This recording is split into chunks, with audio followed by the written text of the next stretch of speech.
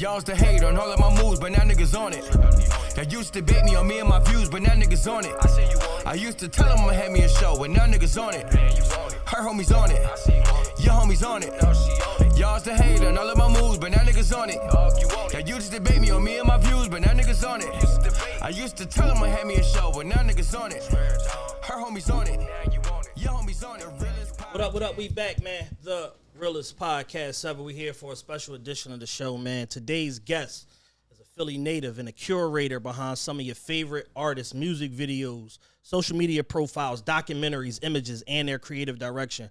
I know him from back in the day when he was doing vids and producing for the likes of Nyce, Buck, Oskino, Core, Gillie the Kid, and other certified Philly legends. But the last few years, he's leveled up to the moon, working with the likes of Kanye West, Currency, Babyface Ray, Metro Boomin, Doughboy, Lil Uzi, Drake, and of course, one of the biggest artists of this generation, Future. TRP Nation, this is a special edition of the show. Give it up for creative director, producer, cinematographer extraordinaire, free band Nyce. Appreciate y'all for having me. Dan just hit play and then first and foremost, man, I want to thank you for coming on the show today. We've been trying to get this done for a couple months. Shout out my bro Chick for making it happen, man. Putting this play together. But I know you like a super humble, low-key brother who is in love with his work. You don't really speak on your accomplishments too much. So this is one of them joints that's like a real rare occasion to get you from behind the camera in front of the camera and get you talking. Yeah, no, bro, my bro Chick been trying to get me to do interviews. I'll be so chill, man. But no, I'm definitely appreciate y'all for having me out here, man. Is this your first interview? Probably officially. First podcast interview? Yeah.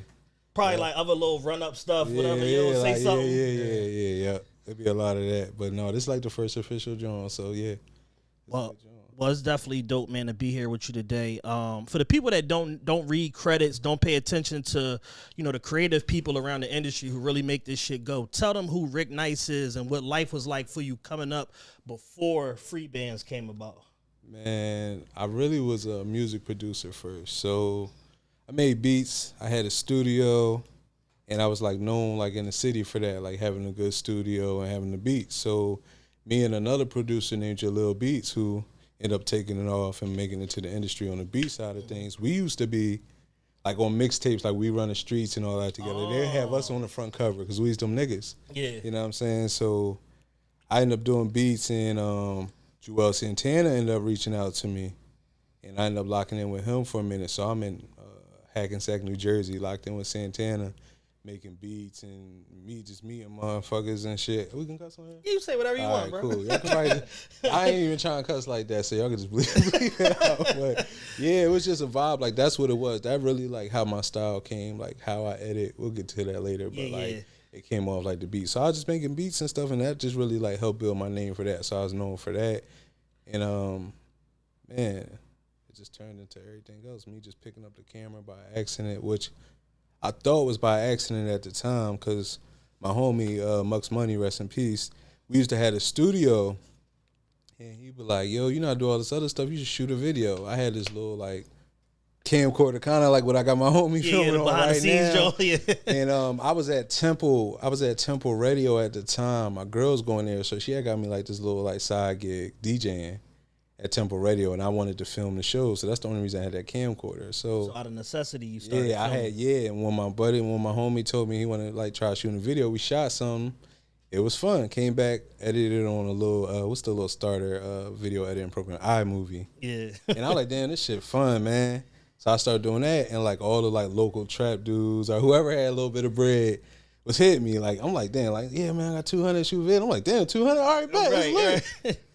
5 a week, you got a quick right, bro. So I was like, damn, this is for just having fun. That's the way I always looked at it. Like, I ain't never get into this for, like, money.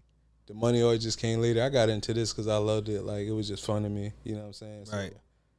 It was just really that, bro. Just word of mouth. And over time, I started doing more studying. I always liked the way the movie Belly looked. So I was like, damn, I want my stuff to look like that. That explained, like, my color grading style and a little bit of the way I shoot, because Belly, like, one of my favorite movies, like, the cinematography of it. So I was about to say the look of it. Yeah, like, the look of it. Like, so I studied that, And I would study, like, at the time when Rick Ross, remember, he used to go crazy with the content. He always had vlogs. Yeah, Maybach Films. Maybach Films. And I'm like, damn, it was a nigga named, what's his name? Dre Films and Dre Films and Spiff. Yup, Spiff. My shout out to the homie Spiff, man.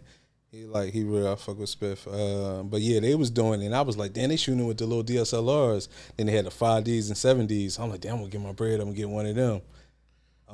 My girl ended up grabbing that camera from me because at the time I ain't had no bread. That shit was like $2,300. You know what I'm saying? That was so a lot she of money grabbed back that. then. Yeah. You know what I mean? For like this not be just for fun. Yeah. You know what I'm saying? So she grabbed that camera and then it was on. I thought it was on. You know what I'm saying? You know how you think you get some real good equipment is you want to turn everything. Gonna turn like you in the Hype Williams. like right. But I just started really studying, man, and just really like practicing my craft, and like over time it just turned into what it was. Like, so that's what really got me to where I'm at now. But one of my big breakouts was probably be like I was shooting videos and I ended up working with Gillie.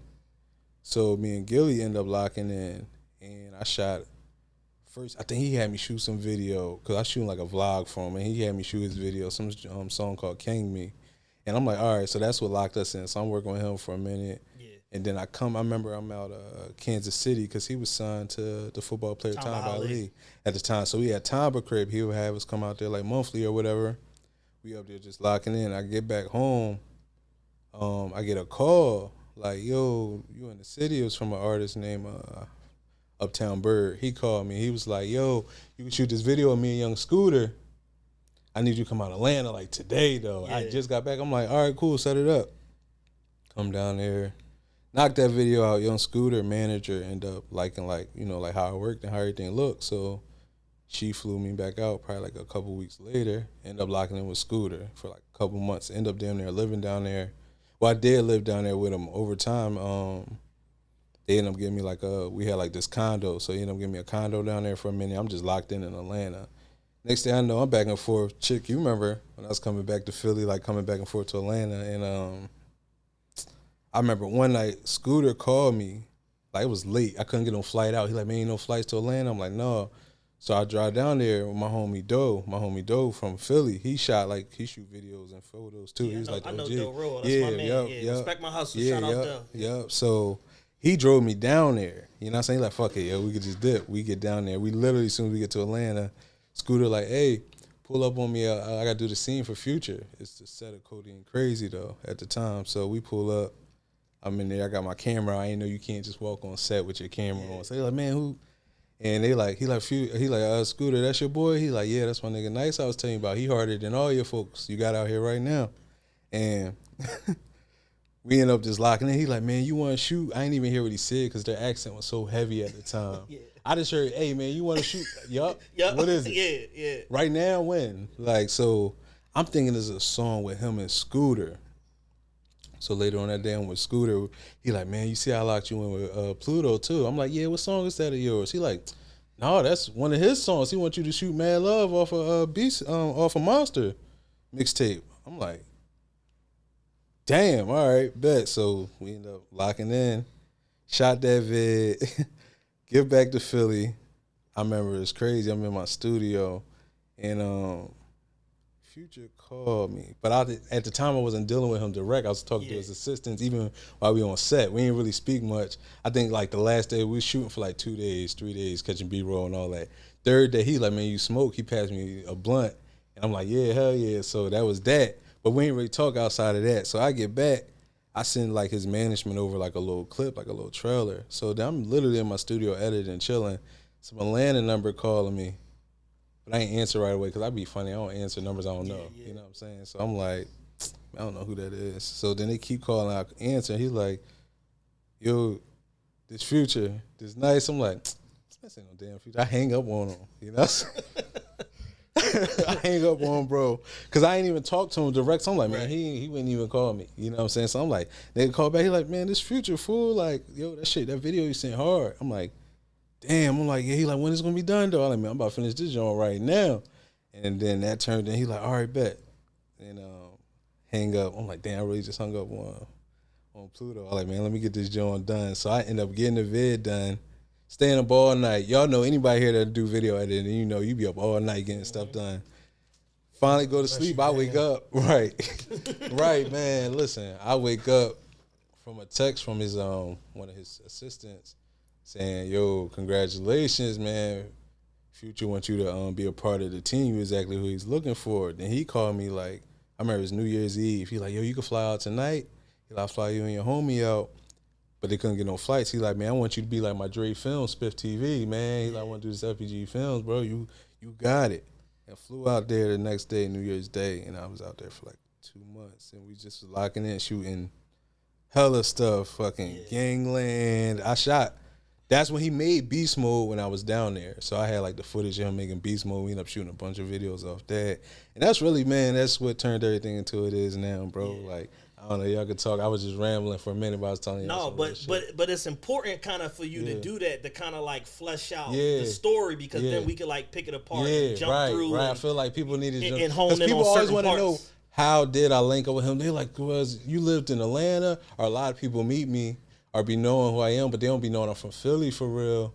They be like, "Oh, you from Atlanta too, right?" I'm like, "No, I'm not from Atlanta." Like, they be like, "Well, how y'all link?" I like, "Man, he found me." Like, I ain't, you know what I'm saying? Like, they be like, "Damn, that's crazy." So that's how that happened. So when Scooter connects you with, how long is the time period from you meet Scooter, you working with Scooter, bro? Like, you on set with 6 Future, months. then you locked in. Like 6 months, bro. Maybe 6 months too. Probably almost a year. Like 6-7 months, bro. It's crazy. I would be saying like maybe in like 3 years I probably lock in. He'll probably link me with Future. That's how I used to be thinking. yeah. Shit was like 6 months, 7 months. You know what I'm saying? So it was crazy. And during this time period, during this time period, what are you shooting with? What are you editing on? I'm shooting on. Had everything graduated in terms of? I was at the time. I'm shooting still. I was always Apple MacBook boy, Final Cut. At the time, I had the 5D, the Canon 5D Mark III, and that's what I was going with. That, a bunch of Canon lenses, so that was my go-to, and that's what I was shooting a lot of his videos with. People thought I was like shooting with Reds and all that. I didn't even know how to work the Red camera yet. Yeah. So I'm running gunning with 5D, fucking the industry up, because what I learned in the industry, it's the way I came up directing, shooting and editing and color grading all my own stuff. It's one person that direct, it's one person that hold the camera, it's one person that edit. They got all these different jobs. So when they like, "Oh, who do this?" They're like, "He do all that." They wasn't used to that. So I was like waiting on, like, they'd be too technical. So we wasn't technical. That's what he loved. We could just go run and gun, like, "Man, let's shoot this scene right here." Yeah. And we just get it done and that shit would look good. You know what I'm saying? That was our chemistry. So that's that. How much does a decent camera cost to get into doing this? Right now, Like probably, a full setup. Like right now, probably like you want to at least spend like $2,500, $3,000. Oh, I'm thinking it was way more than that. Like to be able to like really like shoot like music videos, vlogs and stuff, like run and gun music videos. You get a good like Sony. I would go Sony for real. Sony got it right now. Yeah, for like film, for the video, like the quality of video you get out of them, I'm Sony boy. But like I like other stuff too, but Sony is like what I would rock with. I run an A7S3 and a FX3. So that's what you're doing right now? Yeah, because it's just perfect, especially because they got the low light, and I work in like dark, studio stuff a lot. So the Sony give you that low light where you can adjust it and it still look real clean, damn near daylight in there. Yeah. You know what I'm saying? So that's why that's perfect. Like I run and shoot with the Red too, but the Red be needing more. We gotta have more light in.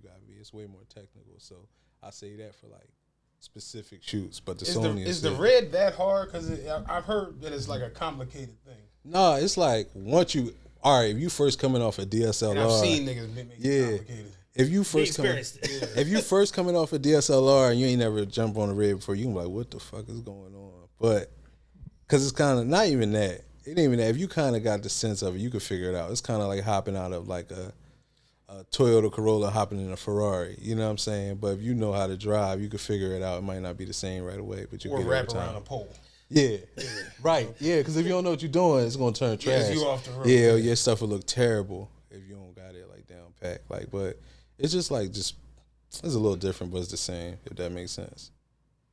So let me ask you this: How vital has the relationship with Pluto been in like catapulting you into the mainstream and helping you make all these other connections that you got with these big people that Man, it was because of like how big he is, and in the work I did for him, people will always ask, so it put me in a lot of good build other relationships with other artists, other companies. Like Apple Music would reach out to me like, hey, we want you to film this commercial or shoot this exclusive Apple Music commercial for us and him, because really he'd be telling them like, no, Nyce can do it. We don't want to deal with your folks.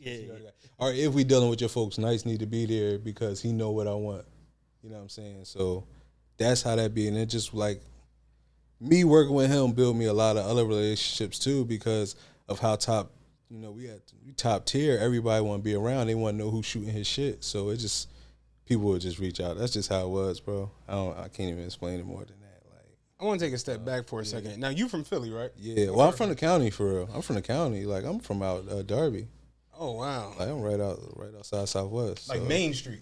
Nah, not that side. That side. That's not dirty. No, I'm like right there. Yeah, and that side. No, I don't. All right. That's the super dirty. No, it's across the tracks. Yeah. I ain't that side. I'm really like damn near. Yeah. Okay. Now, when did you start getting into like the photography side of things? Did you do it in high school though? Nah, I ain't even care about it. No, really. Because you was doing the beats. Yep, I started beats like in high school, but I didn't know what I was doing. Kind of like when I got out. But yeah, I didn't care about film and stuff till later. Like, but I guess I always liked it, but I didn't know I liked it because I would watch movies or see certain scenes like, damn, I look hard, but not realizing it. So, like I say, I thought it was by accident, but apparently not. Like, so. Something that I admire about you, kind of sticking with, being from the area and around the city, is that you're so loyal to your foundation. You got all this stuff going on with all these big stars, Future, Drake, Kanye, Currency, Babyface Ray, all this different stuff, but you still come back to the city often and work with the people that you started with. Yeah, you know what I'm saying? sure. Why is that important for you to do that? Well, especially like my homie Core, we really like. Shout out to Core. We had really, Core on the show. We really from like the sandbox with this together because Core used to come to my studios and record.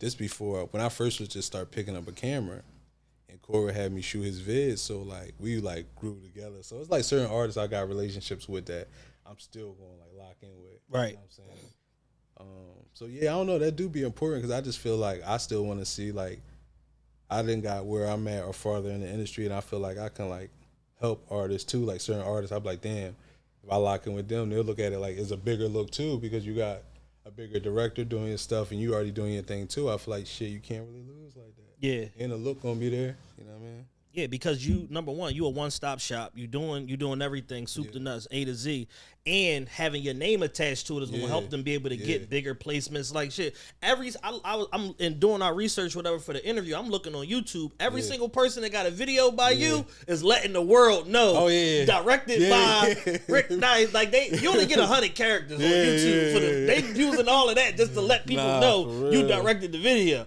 Nah, for real, bro. So it's like it's a big ass deal to have the right person behind the camera because, and this is kind of something that the stylist Devin Milan taught us is like whatever your main title is, technically if you're doing anything creative, you're a creative director. Like you deciding that outfit don't look right on camera, you need to take that jacket off, whatever. This light doesn't bounce right with those glasses, and you know what I'm saying. So it's past just holding the camera and saying, action or whatever the case may be, you know what I mean? And filming something. Yeah, no, for sure. Like, I don't know, bro. It just be like, I just go with vibes too, a lot of stuff. Like, I feel like you can't force a lot of stuff either. Like, if it ain't for you, it ain't for you, you know what I'm saying? Like, I know people that got into, like, camera stuff just because they think they're going to make money. You know what I'm saying? I'm pretty sure you're just saying, like, niggas think, I'm going to get a camera, I'm going to shoot a bunch of videos, I'm going to run it up. It don't even be like that. This game could be rough, too, because you got to get clients. And then some of these folks out here, they shooting for next to nothing.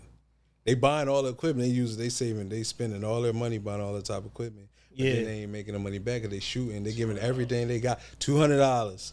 They bringing a gimbal, everything. They spent everything in their bank account for this last lens they done brought for their Sony.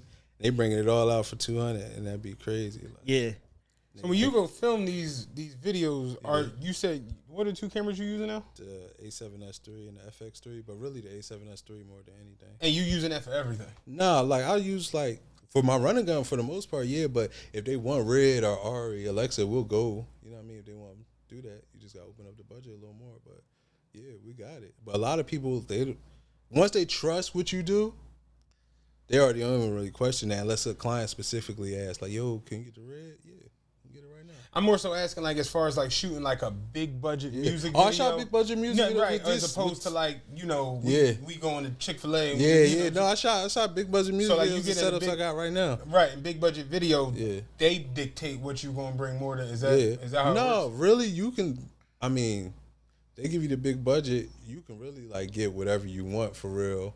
You can shoot like the camera you can sit on. All that. You got the budget. If they got the budget for it, you can get all that stuff. Like it's up to your producer at the end of the day. If he can produce what you need, you can get everything. I mean, if the money gonna clear for it or whatever. But a lot of times the clients, like, if they don't really know, they be like, yeah, they just want, when they say they want to go big or whatever, we instantly gonna go get the Ari Alexa or the rig. Just because one, you like to see it on set, it's all rigged up. We got, you know what I'm saying? So they feel like they didn't spend their money, but we'll rig up the Sonys too, and just be shooting on them almost just as more than the Reds sometimes. Like, or we blend them a lot too. So got you. Because you got to think I always got the Sony with me. In the club, it's perfect. It's always with me. You know what I'm saying? Because you said earlier it's a good low light camera, so for the club that's gonna give you what you need. And it's just like for this size, it's small, it's cinematic as hell. Like I said, it's perfect. Running gun. Like, look how small it is on the camera phone right now. Snatch that joint off right now and go shoot a movie if you know what you're doing. Right. You know Yeah, because we've been shooting with that for what, probably like 3 or 4 months now. Y'all got 2 of them. That's why I came in. I was checking y'all's camera game. As soon as I came in, I'm like, what are we filming on, man? I like, okay, yeah, they sturdy. You know what I mean? Yeah. Like, they sturdy. Like, so, no, that's good. So some of the music videos you done for Future include the following: Too Much Sauce with Lil Uzi, Blow It Back, Colossal, Keep It Burning with Kanye West, Tycoon, Forever Ever, Mad Love, Gangland, Realer and Realer featuring Juice WRLD, Just Like Brothers, Peacoat, What a Time to Be Alive documentary, the Lil Haiti Baby video that's unreleased. We're gonna talk about that in a second. But most people don't know is basically you got a role in either editing or putting your hands on all of his videos one way or another. Why do you think he trusts you so much? Really, I think because I know what he want and what he don't want. You know what I'm saying? As far as like, I guess I feel like I got his looks down as far as like how he would want like the world to see him. You know what I mean? Basically like his angles, the bounce to the track. Sometimes like I have to go sit in with editors, big directors. I ain't want to drop no names, but big dog directors. I had to come clean up their mess. I had to get flown out to LA or anywhere around the world to go sit in with their editor and like, we gotta do this whole thing over. Yeah. You know what I mean, scratch like what you got, what you thought you had, and we're gonna do it. But at the end of them sessions, they always learn some shit though, because they be overthinking. You gotta think a lot of times. They done went to film school. There's nothing wrong with that. It's great. But sometimes you get taught and you like programmed to like, right. You stuck in this book of what you learn. You know what I'm saying? So it's almost equivalent. Yeah. It's almost equivalent to like people that go to college, get a corporate job, do corporate training, whatever. Versus somebody that might have been a part of a family business or whatever. Bro. They learn entrepreneurship on the fly or from firsthand, whatever. So they can be a little bit more flexible and less rigid, which makes them able to see stuff and analyze certain things that the person that's quote unquote trained can't see. Exactly. That's exactly. Do you have a favorite video you've done? Boy, that's so hard because probably one of my favorite ones is stuff y'all probably ain't see because it ain't come out. Like, probably the Keep It Burning video, the real version. The one y'all seen, y'all think y'all see, that's just like, we had to put that out because that's what Ye wanted to put out. Got you. That's the version Ye wanted to put out. That's what I was going to go there next, but keep going. Yeah, my fault. No, go. You know what I mean?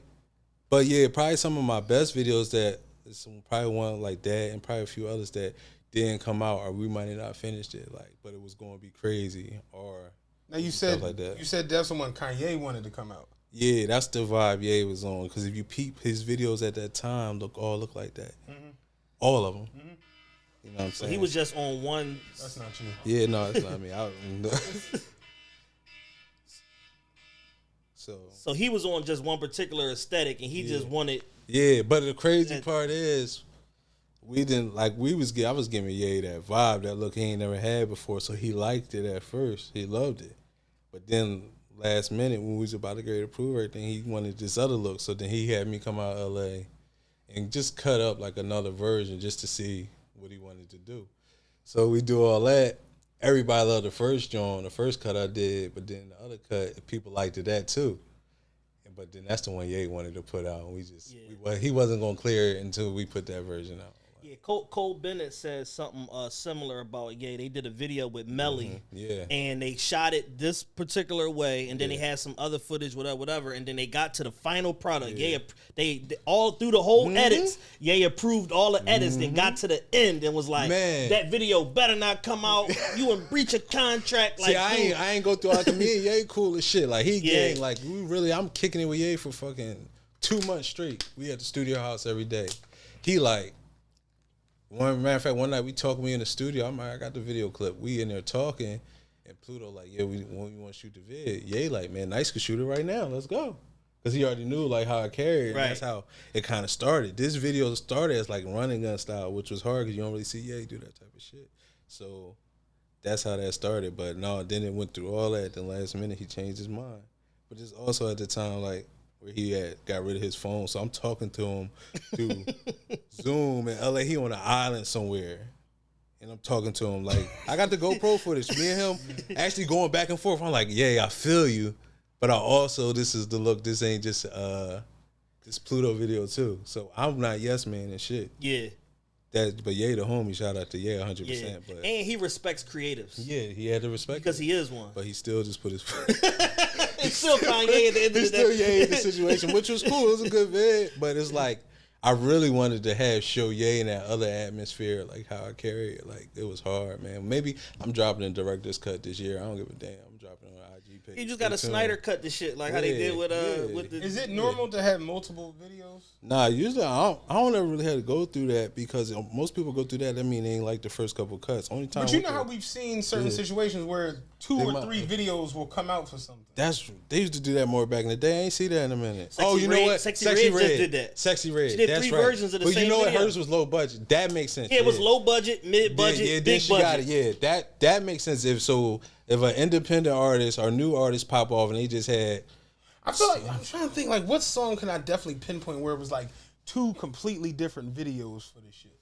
I know I can. Yeah, no, that used to be a thing back in the day. Like late 90s, early 2000s, that was definitely a thing. Yeah. And them videos was costing $200,000-$300,000, like running it up on them Jones. Yeah, now back in the day they was really doing that. So music industry standard, this is what I want to ask you. What's like a BS music video budget, and then what's considered big budget now? So BS music video budget, you mean like for anybody's budget? For somebody in the industry, a signed artist, either signed to something like Empire or above, or a major label. All right. Because the indie artist is a whole different, that's a different grind. Yeah. But some of them niggas be coming with them bags, with big bags of money too. Like a little budget did. Like a little budget be like, they got like 30,000, something like that. You know what I mean? 40, 50. It depends on the artist. You know what I'm saying? 30,000 is a low budget video? We was doing videos for $200. I need 15. Just you.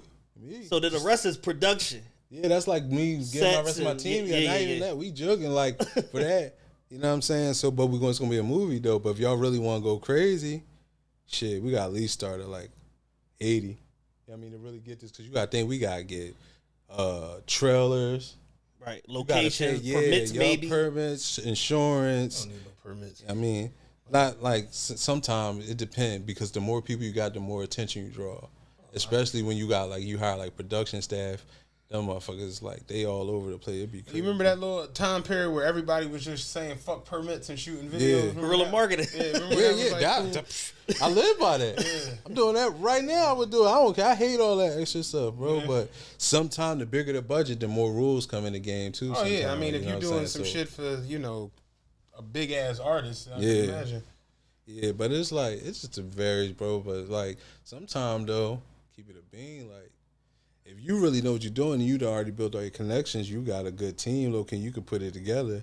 You could get the budget, and then Pocket. I don't even know. Yeah. I know where you're going. I know where you're going. You know what you're doing. If you know, you know. You can pay what you want to. What got to get paid for the people you need, and then if you know what I mean, left over, you budget it out to make it make sense for the. Yeah. I had a conversation with somebody the other day about like the whole film thing, where it's like if you got ownership of all the equipment and you got the situations on Smash with the locations and these people and that, you got to think you can do shit for what they call a shoestring budget. Yeah. Exactly. Yeah, and because sometimes like you're dealing with a label, they want everything like budgeted out, like they want to see the money or whatever like that. But if you are the plug and you own all of these things, if you own the facility, you own the equipment, you all the way down, all the way down the line. It's like, I'm gonna invoice y'all for everything, but that shit coming home for real. Exactly. That's how you really do it though, because you gotta think we rent a Red or Ari Alexa. That joint might be $1,200 to $2,000 a day. Right. You know what I'm saying? So if you own it, you could still rent it, but you rent it through your company. And then you invoice the label. Yeah, we rented this Red camera for X, Y, and Z. And that's how you know what I mean? Because you did rent it, but you own it too. Right.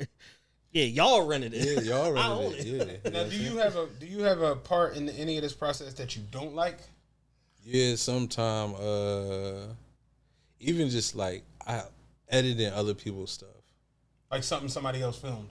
Yeah, I really don't like that too much. Unless it's like, it could still be high quality, but it just depends on how they shot it. Like if all their shots is like still, you know what I'm talking about, everything's on the tripod, like how that is right there. And every shot is like that, I'm burnt out and bored. I need some type of motion. Like I see what you're saying. Something to like, or even they got a little like it just depends, man. Because some people like, they'll just everything on the tripod or whatever, and it's cool. But I hate editing like people's stuff that ain't been shot right. It's annoying. You mentioned that some of your favorite videos is the ones that didn't come out. The Lil Haiti Baby video specifically.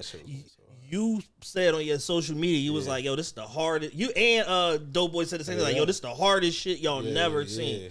Yeah. Why didn't that video come out? So we shot it. So it was a couple days before tour was starting, and I was collecting footage to be able for some stuff to put on the screen during the show, but we also wanted to shoot a vid. So they sent me to Miami, like me and like a crew or whoever I needed, or whatever, like a small like Jill crew or whatever. We go out there, we set everything up. We had already had the plugs in Lil Haiti, because you can't just go in Lil Haiti. You know what I'm saying? At all. Like, and move around the way he was moving. You gotta be good there for real. So we was good. And we set everything up. They knew Pluto was supposed to come. He was supposed to fly in.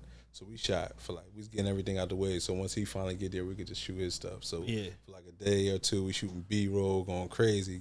We getting little Haitian shots. One joint, we ain't even go in. My man didn't even go in because you could feel the energy. It was like a voodoo joint. So I ain't even really, you know what I'm saying? You could feel it though. Shit was like crazy, bro. What? Voodoo joint. Like in this Haitian spot, we was getting crazy B-roll. In the video, you see this lady. She look a little crazy. She moving her hands over top of something.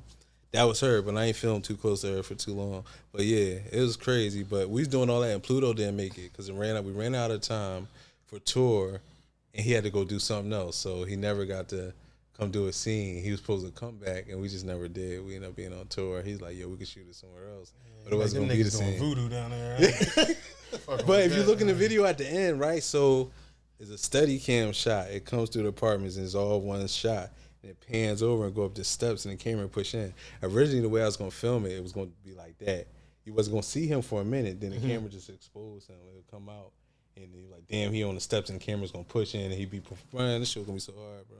Because we really had, like, the whole, like, shit lined up. The dirt biking niggas in Haiti and all that. So it was cool. But so now when a video doesn't come out, where does it go? Like, what happens? You just keep it? Is it on a hard drive? I just got it. I'll have it be like on my Vimeo account, like hidden, like privacy link, like only people can see it if you send them a link or something like that. Or maybe sometime down the line, they might like chop some of that stuff up and put in like the tour visuals on the screen, or it'd be like right now we like filming a documentary, so it might like some of that stuff might go in the documentary and shit like that. Yeah. So, what's it like touring with Pluto? Oh, it's fire, but you just be like. man, You ready to go home? like even not even that. It's just like it'd be like you be moving because you gotta think we going every night. It's packed out and it's good. Tour be fun for like the first 2 weeks. Then after that, it's like It's work after that. yeah, or you just get stuck in this mode. It's like you know what you gotta do. It feel like it's work. It's like you got a schedule. You know what you're doing. You wake up if you ain't at the hotel, or you wake up on your bus, or you at the venue. You get up, go into your the shower room, dressing room, fucking freshen up, brush your teeth, shower, whatever. Go check the food. Come on I'm on the studio bus, so we'll come on there. I kick it all day till about 7 when you gotta start prepping to get going into the show. So you could really chill. Or a lot of time we have hotels, so we'll start popping back up at the venue around like 6 or 7. And you get stuck into doing that every day. You know what to film. You know what you got to film. It'd be dope at first, but realistically, a tour, you feel like you filming the same stuff over and over. Right. After a minute, certain occasions, something different. You're like, all right, happen. damn, Minnesota. All right, shit. Like, because you filming, I'm filming the crowd. I'm in the crowd. I'm on the stage. I'm backstage. I'm filming outside of it. Know the set list. Like, yeah, man. Listen, bro. That's how you know when the show was over because you get so good at knowing the song. You're like, oh, yeah, they on this song. I got 3 songs left. We out of here. Like, you know it good. Like, that's your timer. Yeah. So you know you got time to chill and everything. You know what I'm saying? Like, might go burn one down real quick. Like, yeah, I'm cool on this thing. We already got some footage. Right. So it'd be cool, but then it'd be boring at the same time after a minute. Any crazy tour stories you could tell us? Let me see. Damn, I got a lot. I'm trying to think of stuff I can really talk about.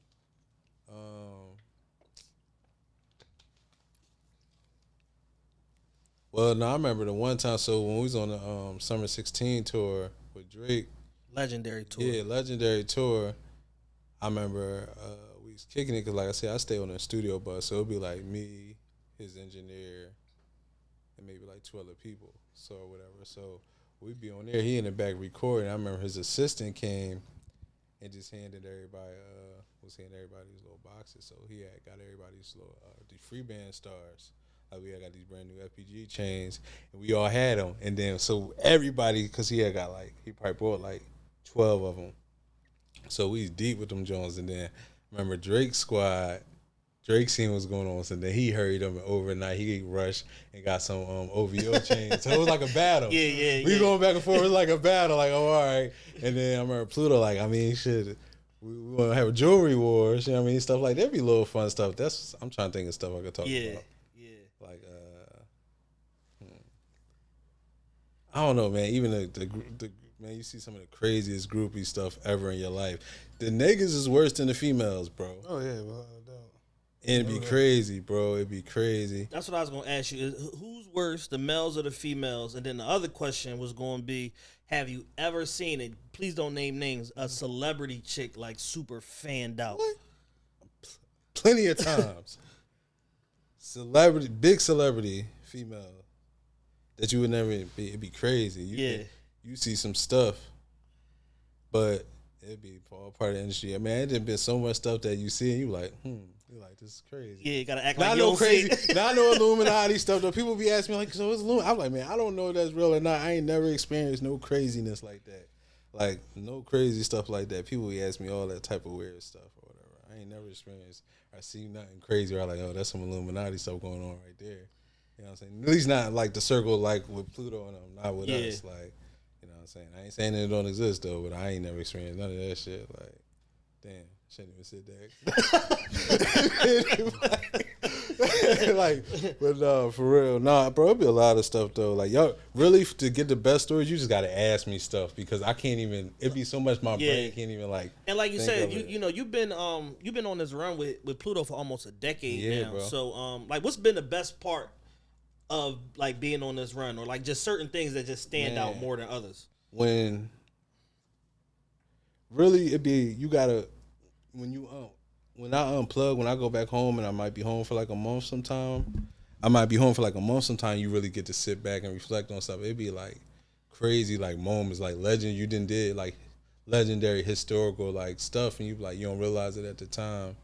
But even just bro, like I don't know, man. It's a lot. Like just meeting people, even from like actors to people you wouldn't even think would be in this circle. They'd be like fans of Future, and I end up building relationships with like actors or different companies, and the love like that we get from this stuff are people like camera dudes coming up to me like asking to take pictures with me or signing cameras. That'd be weird. It was weird to me for a while. Like, damn, you want a picture with me? How you even know what I look like? Because a lot of people ain't know what I look like for real. You know what I'm saying?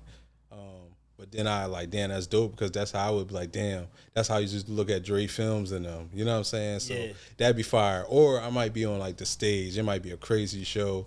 Everybody going crazy. You be looking back. Like when I'm not looking through the camera, you look like, damn, this is what a nigga do for a living. When we in the middle of Japan somewhere or Russia and they going crazy. Yeah. You know what I'm saying? I'm like, yo, this is wild. I want to shift gears a little bit. Somebody else that you were very instrumental in their career was Ralo, Fam Goon. Yeah. You shot most, if not all, of his videos for his first project and a few others throughout his career. How did you link up with Ralo? Shout out my brother Ralo, man. And he about to be home, I think, in like 2 months. Oh, yeah? Something like that, yeah. Oh, damn. But linking up with Ralo was because I'm in the studio of Future. Ralo and Scooter came up together. Gotcha. So Scooter introduced me to Ralo. When I first met Ralo, I ain't like, he was still like out the loop. So he had baggy ass True Religion jeans on and shit. But he had that wham on him. Yeah. I'm like, man, I don't know who this nigga is, country as hell. But I like, he got the money, bread, but I ain't even care for him. And he like, man, I'm trying to lock in. I'm like, he Muslim? Because down south, you don't really meet a lot of like Muslim dudes. So I'm like, all right, cool. But I ain't really paid too much mind. You know what I mean? Scooter was like, he want to lock in. Next thing I know, Scooter brought him to the studio, and him and Future did a song. And Future like, Nyce gonna shoot it. And he like, man, I've been trying to lock in with Nyce. And then we ended up shooting their first, what was it called? What's the name of that song? I Can't Lie, I think. Can't Lie. Yeah, shot that video, and that's what like really turned Ralo up, took him to the next level. Ralo had me lock in with him. When I was already be out of Atlanta, he would have me come shoot with him, and then eventually come staying at his crib. He had a mansion. It was like one of his cribs. He had a mansion I would stay in, and then like had a separate guest house. So I would stay there, and we'd just be working for like 2 weeks or a week straight shooting content. Kind of the same stuff I was doing with Future and them, but he wanted that. He was showing to come up, and he was trying to let niggas know like he can do this shit too. He was coming in the door, industry, trying to be industry standard. Yeah, he was trying to be industry. So he was playing with the big dogs. Like he was on that type time. Like shit. Yeah. I'm gonna come play with the big dogs, but Ralo ended up like, we ended up like being like cooler than that, just being a client. That was like my brother, you know what I'm saying? So it was crazy watching him come up like that and him really like doing what he wanted to do. Cause that's all he wanted to do. He was already good, but he wanted to be a rapper. You know what I'm saying? He really like did that shit. So that was cool. How important is somebody that's like around and behind the scenes that don't get talked about a lot? How important is Casino to the whole free bands conglomerate and movement? That's big, bro. That's Future's brother. Yeah. So Casino, that boss man, Casino, like he's like, everybody just know Casino. Everybody like love Casino. They know he crazy as hell. Yeah. You know what I'm saying? But no, man, he important. That's Future brother, and he called the shots too, like, and he just like he been there. You know what I mean? He done seen everybody that came or went that be around, bro. So he don't, when he fuck with you, he fuck with you. Like that's boss man Casino, bro. Ain't even too much more I can say. Yeah. I'm damn near ready to FaceTime him. Like hold on, man. Let me hit my boy Casino real quick, bro. Let me see if he answer real quick. This a moment right here. I'm about to see right now. Make sure. Hold on. He got 3 fucking numbers. I don't know which one is which. Hold on real quick, man. There we go. See if he answer real quick. Oh, this joint ain't got no FaceTime on there right now. I was about to FaceTime him, but it's blurred out. He might be on a plane or something. I don't know what's up. He ain't got no FaceTime. Well, we tried. We tried to get y'all exclusive. We We tried to call Casino real quick. Yeah, it's all good. It ain't work out. No. I want to talk about What a Time to Be Alive. Yeah. That's an iconic project. It really set the standard for joint albums in the era. Before Dirk and Baby did an album, before all these other, collab albums came about, even all the future collab albums came about, we had this project. And you did all the behind the scenes content for it and a documentary. Tell us about your role in the project and just the time period of you, Future, Drake, Metro in the studio, and they cooking up. That was crazy because I was the only one allowed to film. Damn. I was the only one allowed to film, and I remember we locked in. We locked in the studio. So Pluto upstairs, Drake downstairs. They just going in, man, just making like some crazy shit. Metro in his own room cooking up, you know what I'm saying? And then where did they do this at? I think we was at Tree Sound Studio, so in Atlanta, and man, they just locked in, did some legendary shit, bro. And like I said, I was the only one allowed to film it at that time. You know what I'm saying? And not realizing how big it was really gonna be till later. And man, that shit was crazy because it's music that didn't even make it on that album. That's fire. So there's more songs. Yeah. It's actually in one of the clips from that joint. It's a song in there playing that people will be asking about, like why this wasn't on the album. I forgot what it was called, but it's a couple songs that's fire. That Chain Calls a House. Yep. Chain Calls a House. Yep. I feel like Chick got that on his phone or something. Probably like Chain Calls a House, like. So yeah, man. That's such a future name to it, right? Yep. Chain Calls a House. I know that was nobody but him. Like, yeah. Like Chain Calls a House. Yeah, man. So I don't know. Like I said, it was just that was fire, bro. And like I said, putting it together. I remember putting it, editing it, and then I'm back home and it dropped. I remember Future texted me like, yeah, man, he like, I told you it was gonna go crazy. Then the next thing I know, Drake hit me on IG. Well, he commented, he putting the diamonds because you know it's like the logo. He putting the diamonds on the page. Then he followed me. Then he DM me like, man, you killed that shit, bro. And that's how we started locking in from there. So every time after that, he see me, he know like, Nyce, what's up, bro? You already know, so they know what's up. Like, right. That was a legendary moment. That shit was crazy, bro. Yeah, I was gonna ask you, about Drake. You the first person we had on the show that has a relationship with Drake. Yeah. And, I think he's somebody that's over time become like a bit of a polarizing figure. Some people understand him, some people don't, but everybody's trying to figure him out. What's something about Drake that people may not know or not understand about him and like, how he operates? Really, like, he's super organized with this shit. He kind of like how you think Drake is, that's kind of how he is. He's just super cool, he locking in the studio. He got his beats. Sometimes he'll pull up his laptop and he got samples in there. He vicious with it because he might have an idea and then have his producers cook it up and he go in the booth and just start doing him. Like, because, he got his relationships with, like, Noel and 40. So, you know what I mean? So they really got their chemistry down pat, you know what I mean? And Drake just go in. He just do him, bro. Yeah, and I see he's really onboarded Banks also from working on Dying, is doing a lot of his stuff. Him and 40 is doing the tour audio and all of that. You know what I mean? For the what the fuck tour they on? It's all a Blur tour now they on right now. Yeah. Another GOAT, we kind of touched on it earlier, that you had unprecedented access to was Jay. Like you said, that's your dog, y'all friends, y'all talk on Zoom. Yeah. You was with him with the no phone era and all of that. Yeah. You filmed music videos, done vlog work for him, and and you sent them beats for his albums before. Yeah. What's Ye really like for people that don't know him? Ye cool as hell. He got different modes though, but for the most part, he's super like cool as shit, just creative, you know what I'm saying? He speak what's on his mind. And bro, he cool, bro. Like when the media be like, he be like this whole other person, I'm like, no, he don't be like that. But he do got his moments where he might like it's Ye. Out. He just might go Ye on niggas, like, you know what I'm saying? Like let me see, I'll pull some shit up real quick. Hold on. It's me and Ye in the studio, and he gonna be talking about ideas for a video he wanted to shoot. Cause he was like, let me see, I'll pull it up. Obviously, this is like a private joint, so I had to go on Vimeo. I'm going to show y'all real quick. Hold on. Yeah, nice. More exclusives. Yeah, man. Here we go. I think this before the song, Pablo. I'm just like on an operating table, right? And then the video would be like, I'm just like on an operating table, right? And then people just like cutting off pieces of me, like cut off my hand, sell it, they auction it off and shit, cut off my leg, you know what I'm saying? Just cut off my body. You know what I'm saying? Who they ain't on as pilots, they want, take my mama, you know what I'm saying? Take my mama. Take my heart lungs. Take my heart lungs. Take my heart lungs. Let me see. Oh yeah, this one he was running around with Justin LaBoy. Justin LaBoy was down to PR. Yep. Take my son of Lawrence. Take my only son. Justin LaBoy look a lot like Bones World. I thought that was Bones. So we was on the ideas for this song here. Like, we just been there vibing, like, we was in the studio, bro. And that should be cool. Like, yeah, it'd be cool. I would just talk about not even music shit for me. We talk about whole other stuff. Yeah. Like we was talking about, I think I had like a Donda hoodie on or something. And he was talking about Future. He was like, yeah, my daughter is like the reincarnation of Donda. Like, she's like my mom and me, like, put together. Like, he'll say little stuff like that.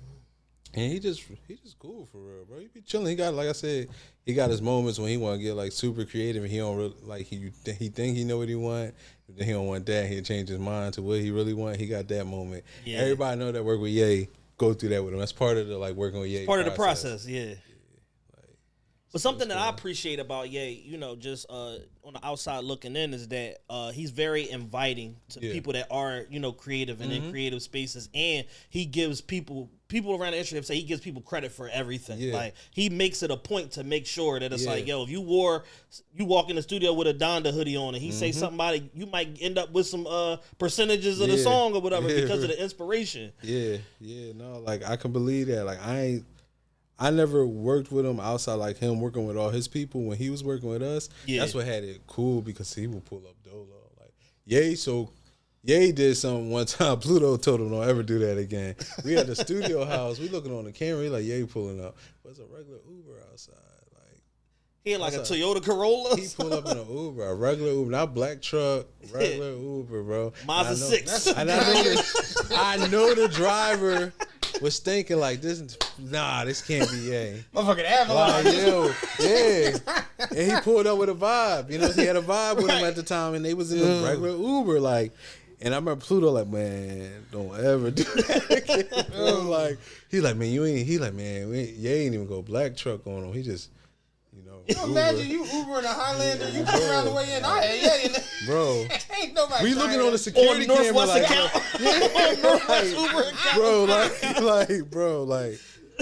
like, he's just Ye, bro. He ain't even care. Like, he's just like, oh, what the fuck? This is 1784. Yeah. Like, I'm only going 5 minutes away. Yeah. That's what he probably looked at it as. So it's probably only like a 10-minute ride from him. And I'm envisioning Future with 90 chains on. Don't ever do that. Bro, we looking on the security joint. We like, nah. We like, Ye said he pulling up. I'm like, who that? We see him get out the car on the security camera. He's like, nah, yo. He like, he ain't do that. He definitely did. It was like a little like Uber X on him. Yeah, it was like a little Hyundai like. Tell him to have a good night, man. Yeah, like, bro. Nigga, crazy, bro. Nah, the Uber driver was definitely like confused. Like, they were like, nah, that couldn't. But they probably tell the story like I had Ye in my Uber, but I ain't know it because he said it. He like, the driver didn't even realize it was me. I don't think, because they ain't say nothing. I said, that nigga's probably up front trying to figure it out. Like, right, confused as shit. Yeah, like, nah, no way. But yeah, cool, but that's funny. Ye also said that Future told him, he was like, man, he's like, you move, he's like, you know, he's like, you rich, but like you ain't moving like it. He said he had to go buy a whole fleet of Maybachs or whatever because listen, Pluto I was there. Look, listen, that came from the Uber conversation. Yeah. That came from the Uber. He said, man, just go buy you like he like for your personnel. He like, even if you want to be low key, he like, just get some all black, like couple AMGs or something, like Benz is blacked out, or get some G-Wagon, whatever. He like, or a little fleet of Rangers, get like 3 of them for you and your staff to move around in, man. He like, you can't be hopping out the Uber though, like, or get a driver. If you don't want to do that, get a little driver or something for a minute. Yeah. But he told him like, shit, you rich, like move around like that, bro. Like you like the president. Yeah, you know what I'm saying? Like, it's almost like I believe it. Yeah, but at the same time, it's like, nah. Yeah. Cause how you like Kanye's like this head of the creative world. So you know, like you remember the trucks he was doing and all that. So he was fire. He loved like different trucks. So it's like hopping in a Tercel. Like, doesn't make any sense. But that's some kind. That feels like some Kanye shit. Yep. Yo, it's crazy. Yeah. That's funny, bro. Is there anybody you want to work with that you haven't worked with yet? Yeah, a couple of folks. Well, no, really, like I would love to work with like this OG like Jay-Z or somebody, bro. Yeah. Nah, we need that. We need free band Nyce with Jay-Z. You know what I'm saying? At least a little freestyle video or something. Yeah, something, bro. Just give him that vibe real quick. Outside of that, like, have you met Jay? Because I know him and Future is pretty tight. Yeah, but I never listen. The crazy part is, I always miss him. I remember when we was in Paris like 2 months ago. I had just went up to our room because I was burned out, and then they was in downstairs of our hotel. You see the pictures go up on all the blocks. I seen it the next day. And Pluto told me the next day, he like, this where me and Hov was at. He like, that shit. He like, that energy was different in there.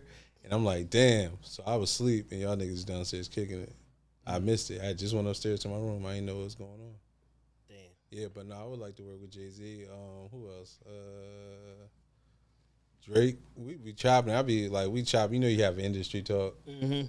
Like Drake the bro, but you know we have industry talk, but you know it ain't like come to like fruition, like ain't come together yet. But it's gonna happen. Yeah, for sure. That's easy for the Weeknd. I know him and Future is super tight too. Yeah, the Weeknd just fire creatively. Like if you ever even watch his visuals, they all really connected. Like his joints, he be doing his joints like movies. Who else I could think of? Ain't too many people like right now that I can think of that's like, oh, I really want to work with them. Name some good ones. Yeah, I know. So that's right about it. Let me ask you this: Do you ever see yourself like trying to go off into other places with like directing a movie or something? I just finished up shooting my first. Well, I didn't direct this movie, but I was the DP for the film. So it was a 9-day shoot. It was an independent film, but it had some good, like, real actors, like Mark John Jeffries, bro.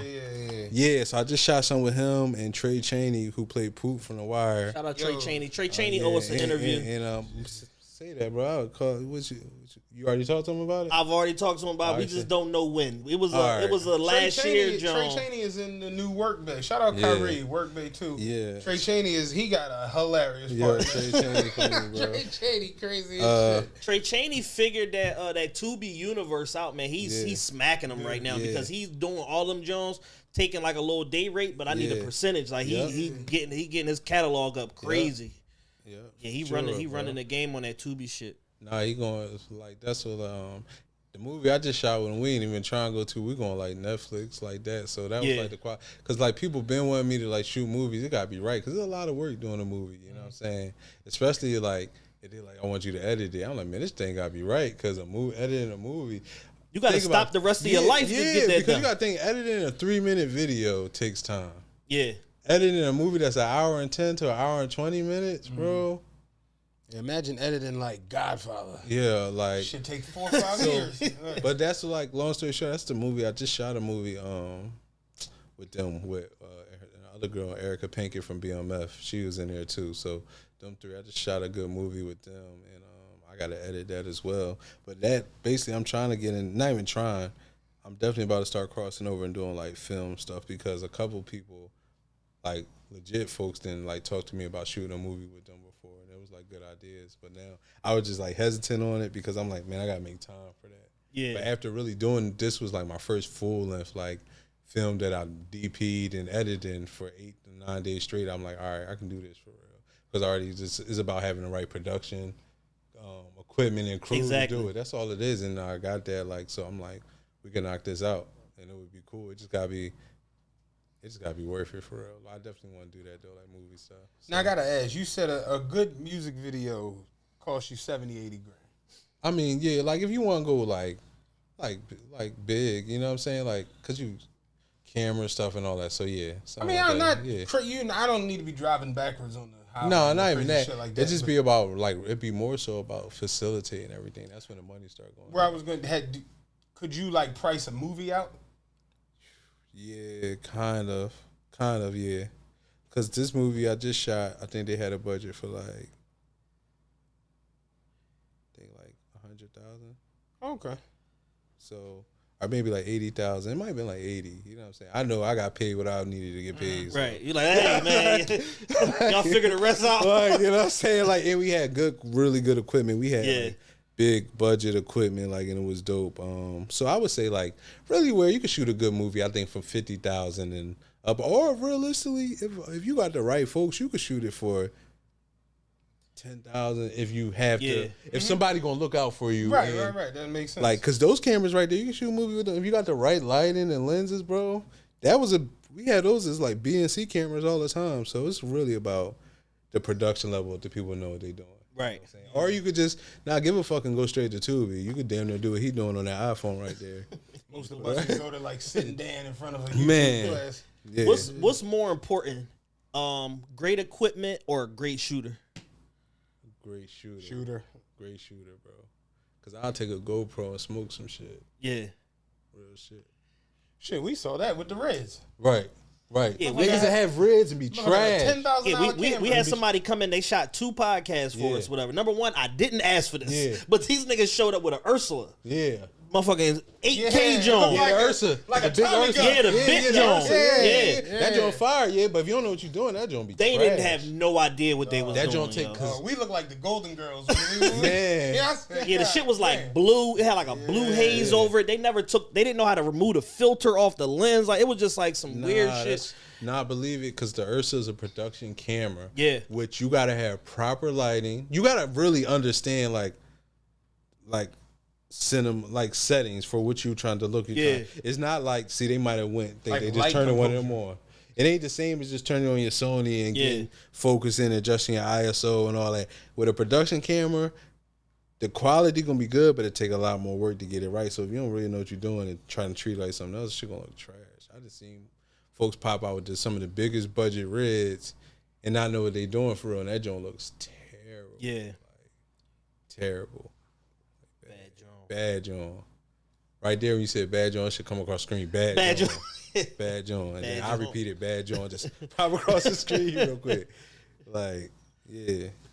You've achieved so much at a young age. What inspires you to keep creating and keep elevating? Bro, just life for real. I feel like, I don't know, man. I be looking at stuff like, damn, this is just cool. Like, I just like filming like cool stuff. I don't really chase nothing. I just kind of like shit happening. I'll just be inspired by like life or stuff around me sometimes, or even a good film sometimes. But Yeah. or not even a film, man. Sometimes I don't even watch movies in a long time. I might see something on Instagram or a clip or somewhere else. I might be, barbershop, passing through the airport. Right. Anywhere you see something that you might not naturally watch. Or you ever been on a plane and they got the movie playing, you ain't got the headphones, you forgot your headphones, but you still go put a movie on just to carry.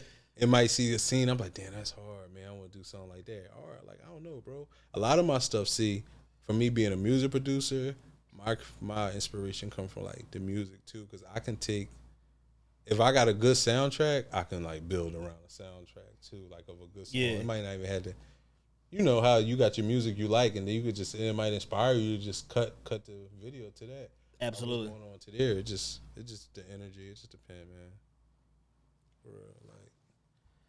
All right, man. I wanna wrap up, but I wanna do one last segment before we Okay. get you out of here. That's cool. I'm gonna throw some tough questions at you. We're gonna do rapid fire, and you got to pick one or the other. If it's both, or if it's neither one, you can say that too. I give you a mulligan on that. All right, man. But I'm gonna throw some tough joints at you. First one: Future Hendrix or Pluto? Damn. I guess Pluto. Pluto. Yeah. Beast Mode or Monster? Damn. Beast Mode. Man, that is crazy, bro. Y'all tough. Y'all hard as nails for that. Beast Mode. Damn. Hold on. Monster, bro. Monster. I like Monster. I like Monster Yo, a little Monster. more. Yeah, Monster. I was thinking Beast Mode because I seen it get made and I You was was shooting there, my videos. But Monster mean more to me because that's the start of everything. Me shooting Mad Love. So And Mad Love is one of my favorite videos Yeah. Future ever did. That video damn, hard bro. as fuck, bro. Bro, that was me. I have an addendum to that question though. Beast Mode, Monster, or 56 Nights? We got a 56 next question. No, we don't. Yes, we do. Never mind. All right. Leave that alone. But I think this one's kind of easy though. DS2 or I Never Liked You?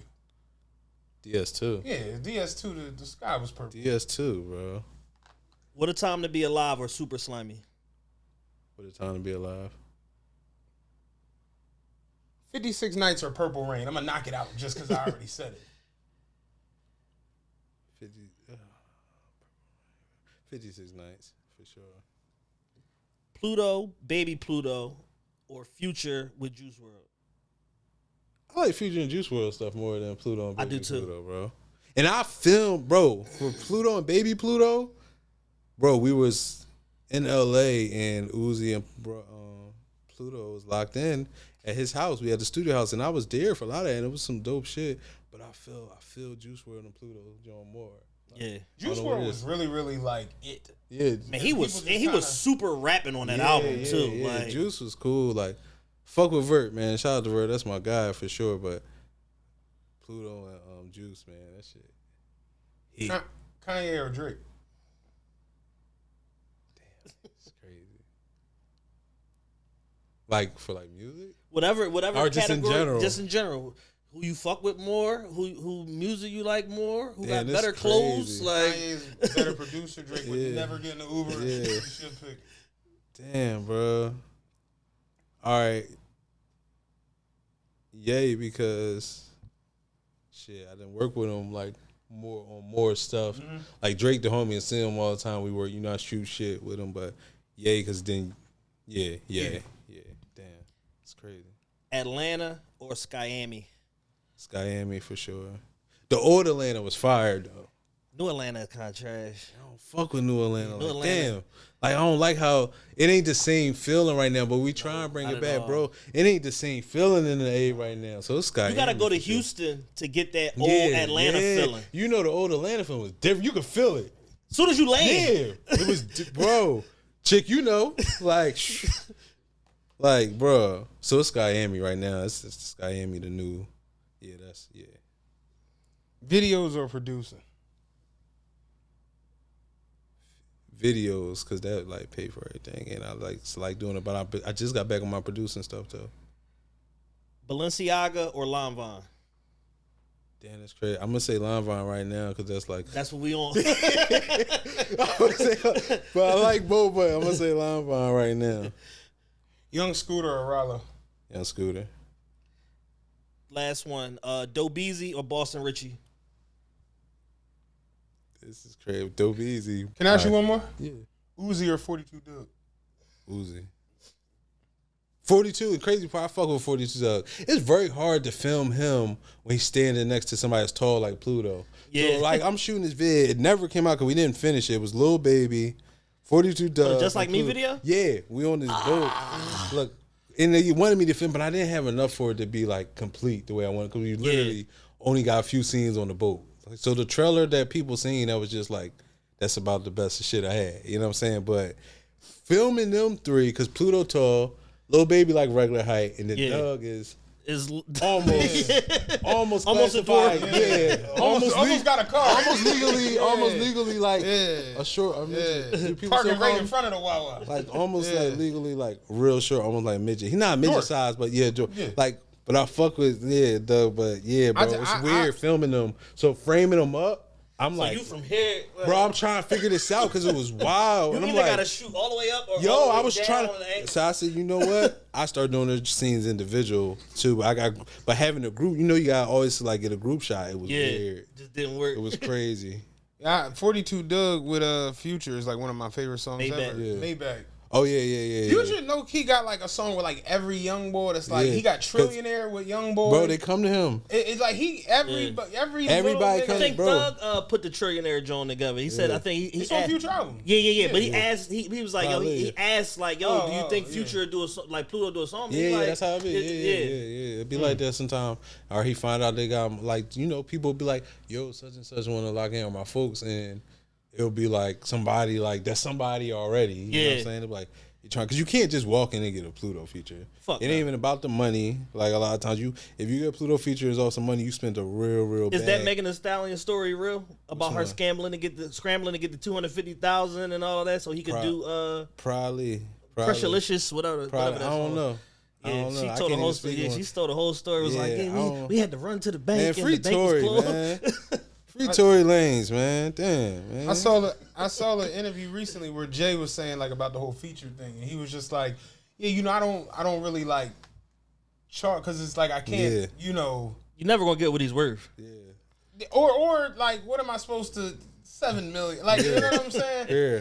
And he was like, I do it on the strength of love for people. Yeah. Like he's like, I don't really get like turned down. Yeah. Like, if I come to you, like, it's just it's kind of awkward, I would imagine, for like a Drake or a Future or like this more so like, man, you heard the whole situation with what was the young boy who had the song last year with Drake, the Boobie Cousins. Oh, Young Blue. Young Blue. Like, you know, it's shit like that. I mean, Boogie called, you know, not Boogie, cousin Boogie. Boogie called and do this. Yeah. All right. Number one record. Number one record, I think. It's like number one? No. Oh. I'm saying that turned into Oh, your I mind was like, still I don't turned. know. Yeah, Oh, your yeah, mind yeah. still. Oh, Young yeah, Blue and yeah, Drake yeah, turned yeah, into a yeah. number Yeah, one record. yeah, That shit yeah, was for number one sure. radio, number one Yeah. rhythmic. Yeah. Like Yeah. he got a $7 million deal, some crazy shit like that after that. Like that shit crazy. But it's like, you know, them guys can't, like, Yeah, I don't know. yo, question I got. Some Pluto shit. Dugg dropped the uncut version of Future Maybach verse. How many other verses like that where he just going crazy is it like that in the vault? Bro, there's some shit in the vault that I'd be mad that the world don't even hear. I'd be pissed. Like, damn, he got some shit. Bro, listen, when I tell you I could go in there blind and pretty much make a fire-ass tape or album, but he got shit that he be saving for stuff too. Or it might be stuff that might been a vibe for them, but it might not even be for everybody else to hear. It might just been how he's feeling at the time. It'd be hard as shit. Shit y'all gonna listen to in the car. Like right now, he just did a song a couple weeks ago before I came back to shoot the movie. We in LA, and it was just a vibe. Me and him was having a conversation with something he's doing. I like, see, that's how I know you're a genius. But we was talking about something else. So then he take that. He got inspired. So I'm in the studio. I'm rolling up or some shit in the back. It was vibing. You know, it's packed out, like vibed out in that joint. So he'd say something like, my brother Nyce said I was a genius. This on the hook. I'm like, that shit drop is over. Now we need 150,000. I gotta show you the video clip because I made sure I was filming that. You gotta get that. You know what I'm saying? I purposely, like, my girl FaceTime me, I'm like, yeah, hold on. Because usually when I'm in the studio, I'm going to hit you back. I let her chill just so she could hear that. Like, yeah, you heard what's going on. I'm going to call you back. You know what I'm saying? Like, please, if that joint come out, it's up. Like, yeah, we need 150 for the video like, after that. Like, yeah. So, that's decent. Nah, man, we most definitely appreciate your time, man. You stopping through to talk to us. Bro. Like you said, like we said in the beginning, it's like a rare occasion. You don't really get on the camera and talk your talk. We gotta do a part 2 or something. Maybe y'all come to like we do a joint like on a wherever. Like Oklahoma, whatever. Yeah, like maybe y'all come like on set or something or do some shit. Yeah, like some vlog style shit. Yeah, some vlog like move around like running gun style, but y'all still like we still doing it. You know what I mean? You had a portable recorder. And when you say running gun, are y'all actually like running? No, I mean sometimes you gotta run the film. Yeah, I mean sometimes for the shot you gotta run with the gun. Like you might have to, but no, running gun. Make me look like I'm running. Yeah, like no. You good? Put that in post. Yeah. Oh man. No, yeah, we definitely like to do some shit. Tell like everybody out there where they can find you. Anybody that's an artist or whatever that wants some beats, want a video done, whatever. How they can contact you, your socials, all that. Instagram at Forever Nyce, like the number 4 EVERNYCE_. That's where you can hit me up at. It'd be a lot of fake pages. Check how many fake pages I be having to post. There's a lot of trying to get them deposits. What? Free band Nyce pages going around. There's a lot of them Jones. So if you ain't get it from Forever Nyce, hit that email in the bio. Please. I think I'm following the wrong page. Please don't hit me. If you don't like, I don't want to hear about how like this song could change just because you can give me crap. Listen, I don't. You're care like, what's the that. budget? Like, just tell me what you trying to spend, because I mean, I'm gonna come outside if somebody want to get juked down real quick. I'll come outside for $3,500 for an hour. I've seen some characters that I was like, what the that. fuck is Nyce doing videos for these crazy looking niggas for? Because they might have had the quick bag. You know the quick brown paper bag money. Oh, you got this right now? Let's do it. $3,500 hour. We done. Yeah. Chick, get the lights out the car. Let's do it. Get that. You might not get lights. But because the A7S3 still gonna look, I'm never, you know, when you fuck with a nice joint, it's like buying like some designer shit. You're not gonna ever get no bullshit. Right. But it's just different levels. You can't do brown paper bag money. This is what we're gonna do right now. Yeah, you might not get the Apple Music level. Hour and a half, we out there joint, like, but you still gonna get some shit. You know what I'm saying? It's like buying like some designer like on that's on sale or some shit. Some shit you don't want. I seen like some Dior's. I was in Miami. I ain't never seen no Dior's on sale. What's the joint? Them Jones. And I brought 2 pair. They was on sale. They usually like 11? They 13 now. They was $8.90. Oh yeah, you got it. Yeah, let me get both. What? Right now. Like, yeah, like shit like that. It's like if you got the brown paper bag money. Yeah, like so it'd be like that. You already know, bro. But Man, this is a good joint. We gotta do a part 2. No, we definitely gotta do a part 2. Y'all heard it from the man himself. We gonna do a part 2. We gonna pull up on set, man, and kick some vibes, man. Yes, Y'all sir. watching the Realest Podcast Ever on Revolt Podcast Network. We appreciate everybody for tapping in. Appreciate you, Yes, bro. sir, Straight bro. up, man. Appreciate y'all, man. Yep. So. We out of here. Peace.